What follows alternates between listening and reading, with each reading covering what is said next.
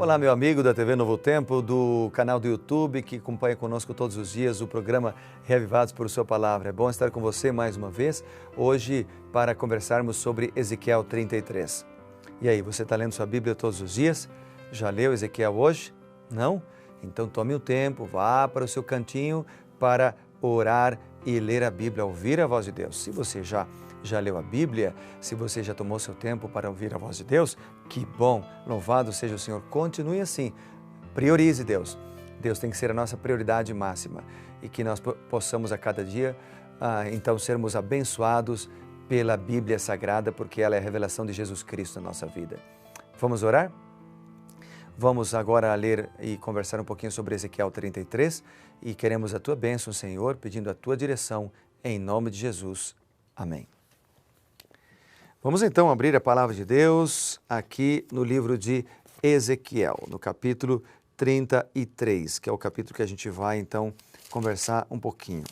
Bem, aqui nós vemos o dever do atalaia, de advertir o povo. Ezequiel aqui é admoestado a cumprir o seu dever. Deus mostra a sua justiça para com os que se arrependem e os que se rebelam. Ele defende sua justiça.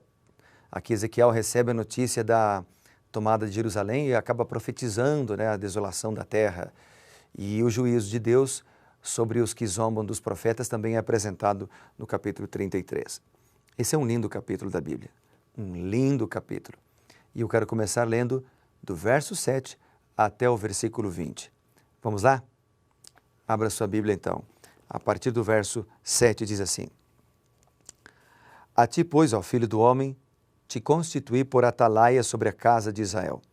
Tu, pois, ouvirás a palavra da minha boca e lhe darás aviso da minha parte. Se eu disser ao perverso, ó perverso, certamente morrerás, e tu não falares para avisar o perverso do seu caminho, morrerá esse perverso na sua iniquidade, mas o seu sangue eu o demandarei de ti. Mas se falares ao perverso para o avisar do seu caminho, para que dele se converta, e ele não se converter do seu caminho, morrerá ele na sua iniquidade, mas tu livraste a tua alma. Tu, pois, filho do homem, dize à casa de Israel, assim vós falais, visto que as nossas prevaricações e os nossos pecados estão sobre nós, e nós desfalecemos neles, como, pois, viveremos? Dize-lhes, tão certo como eu vivo, diz o Senhor Deus, não tenho prazer na morte do perverso, mas em que o perverso se converta do seu caminho e viva. Convertei-vos dos vossos maus caminhos, pois por que haveis de morrer, ó casa de Israel? Tu, pois, filho do homem, dize aos filhos do teu povo, a justiça do justo não o livrará no dia da sua transgressão, quanto à perversidade do perverso, não cairá por ela no dia em que se converter da sua perversidade. Nem o justo pela justiça poderá viver no dia em que pecar. Quando eu disser ao justo que certamente viverá, e ele, confiando na sua justiça, praticar iniquidade, não me virão à memória todas as suas justiças, na sua iniquidade que pratica, ele morrerá. Quando eu também disser ao perverso, certamente morrerás, se ele se converter do seu pecado, se ele fizer justiça, se ele restituir esse perverso o penhor, se ele pagar o furtado, se ele andar nos estatutos da vida e não praticar iniquidade, certamente ele viverá e não morrerá. De todos os seus pecados que cometeu, não se fará memória contra ele. Juízo e justiça fez, certamente viverá. Todavia os filhos do teu povo dizem, não é reto o caminho do Senhor, mas o próprio caminho deles é que não é reto. Desviando-se o justo da sua justiça e praticando iniquidade, morrerá nela. Mas convertendo-se o perverso da sua perversidade e fazendo juízo, fazendo justiça, por isso mesmo viverá. Todavia vós dizeis, não é reto o caminho do Senhor, mas eu vos julgarei, cada um, segundo os vossos próprios caminhos, ó casa de Israel. Amém. Bem, aqui nós temos então uma linda declaração. Primeiro, Ezequiel fala do atalaia. Em Ezequiel capítulo 3, verso 17, também ele fala do atalaia. E ali a gente lê sobre a função dele. O atalaia, quando via o perigo se aproximar, ele devia tocar uma trombeta. Assim também, quando o profeta visse os inimigos caminhando para a perdição, ele deveria falar a eles, advertindo-os dos resultados que certamente adviriam dessa conduta. Cada um de nós também fomos chamados por Deus para sermos um atalaia, um mensageiro que leva esperança através de nossas palavras e do nosso estilo de vida. Amando e respeitando as pessoas, vivendo os princípios ensinados por Cristo, podemos ser atalaias modernos. Ezequiel anima seus concidadãos com a certeza de que Deus não tem prazer na morte deles. O que ele deseja é que eles se arrependam e vivam. Em 2 Pedro capítulo 3, verso 9, enfatiza isso, lá no Novo Testamento. Ezequiel adverte que nenhum ato anterior de justiça cobriria a transgressão presente. Mas, ao mesmo tempo, nenhuma iniquidade cometida no passado excluiria o pecador da graça presente. E isso é lindo, lindo demais. Esse penúltimo verso que nós lemos, convertendo-se o perverso da sua perversidade, fazendo juízo e justiça, por isso mesmo viverá. E esse é o plano de Deus, salvar. Esse texto aqui é muito claro, interessante para falar que não existe a questão de uma vez salvo, salvo para sempre. Uma vez perdido, perdido para sempre. O texto é claro em mencionar aqui que a justiça do passado não nos salvará para sempre se no presente eu me afasto de Deus, se no presente eu tomo a decisão de abandonar o Senhor. Ao mesmo tempo, todas as coisas boas que eu fiz no passado, as coisas más que eu fiz no passado, todas as coisas ruins que eu fiz, por mais terríveis que elas tenham sido, elas não me tirarão o lar celestial se hoje eu me arrependo, dobro meus joelhos, confesso a Deus o meu pecado, entrego minha vida sinceramente nas mãos do Senhor.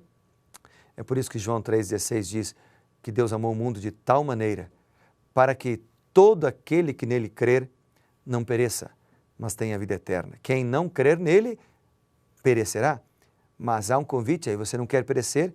Então todo aquele que nele crer não perecerá, mas terá vida eterna. O capítulo termina com a apresentação da punição de Israel por causa dos seus pecados. Por exemplo, no verso 24, o povo declarava que Abraão, sendo um só, recebeu posse da terra. Eles, sendo muito, certamente poderiam reivindicar e tomar a posse das propriedades que foram dos exilados. Em resposta, o profeta afirma que o fato de alguém ser descendente de Abraão não representa nenhuma vantagem, porque Deus estava interessado em qualificações de caráter. O fato de eles serem muitas pessoas, um número grande, não tinha qualquer relevância. Veja o que diz o versículo 24, diz assim: Filho do homem, os moradores desses lugares desertos da terra de Israel falarão dizendo, Abraão era um só, no entanto possuía esta terra. Ora, sendo nós muitos, certamente esta terra nos foi dada em possessão. Muitos, meus amigos, confiam na sua ligação com uma organização religiosa, em vez de buscar a santidade de coração, que é unicamente o que capacita a permanecer em pé no último dia. Muitos depositam confiança em números, popularidade. Em última análise, a verdadeira religião é um assunto pessoal. Cada um precisa buscar a própria salvação, com temor e tremor. A ligação com a igreja organizada é o resultado natural e esperado de uma genuína experiência pessoal. É importante. Mas isso, em si mesmo, não constitui o fundamento de esperança de ninguém. Nós precisamos aprender a confiar em Deus e confessar nossos pecados a Ele. Eu quero frisar aqui para você 2 versos ainda deste capítulo. Em primeiro lugar, o versículo 9, que diz, Se falares ao perverso para o avisar do seu caminho, para que dele se converta, e ele não se converter do seu caminho, morrerá ele na sua iniquidade, mas tu livraste a tua alma. 2 coisas esse texto me fala. Em primeiro lugar, ele fala do meu dever e do seu dever, do nosso dever, de falar de Jesus, de testemunhar de Jesus, ou seja, de viver os princípios do cristianismo na nossa vida. Em segundo lugar, esse texto me fala que a decisão de ser salvo ou não está em nossas mãos. Somos nós que decidimos se queremos andar no caminho da justiça ou andar no caminho da impiedade. Deus coloca o dever em nossas mãos para que a gente possa testemunhar, mas coloca em nossas mãos também a liberdade e a capacidade de decidir. É bem verdade que Deus apela, Deus chama e Deus capacita. Ele não deixa ninguém sozinho. Ele nos coloca à nossa disposição os anjos para nos proteger, o Espírito Santo para iluminar a nossa mente e o próprio Cristo para interceder por nós pecadores. Mas nós devemos tomar a decisão. Deus o Pai é o mantenedor, Deus Jesus Cristo, o intercessor, Deus o Espírito Santo, aquele que nos guia nos caminhos, mas nós devemos tomar a decisão. A decisão está em tuas mãos. O que você vai decidir? Qual será a sua escolha hoje?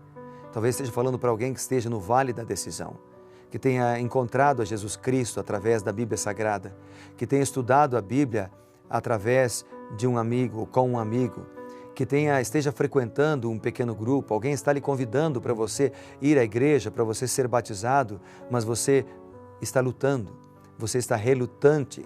Jesus está te chamando hoje para você tomar a decisão. Quando nós tomamos a decisão ao lado de Cristo, uma paz inunda o nosso coração como nunca antes. Uma alegria inunda a nossa vida como nunca antes, como nada mais pode conceder. E como vemos em Ezequiel 33, Deus tem prazer em perdoar, em ajudar, em transformar e em abençoar. Portanto, o último verso que eu quero terminar então é esse daqui. Eu julgarei cada um segundo os seus próprios caminhos. Deus nos abençoa, Deus nos perdoa, mas coloca a decisão em nossas mãos. Decida por Jesus e você será feliz. Vamos orar. Querido Deus, obrigado pela oportunidade de decidir por Ti. Ajuda-nos a decidir corretamente e nos abençoa com o Teu Santo Espírito, com a Tua sabedoria. Em nome de Jesus nós oramos. Amém. Que Deus te abençoe e te guarde. Lembre-se, amigo, seja reavivado por Sua palavra. Grande abraço.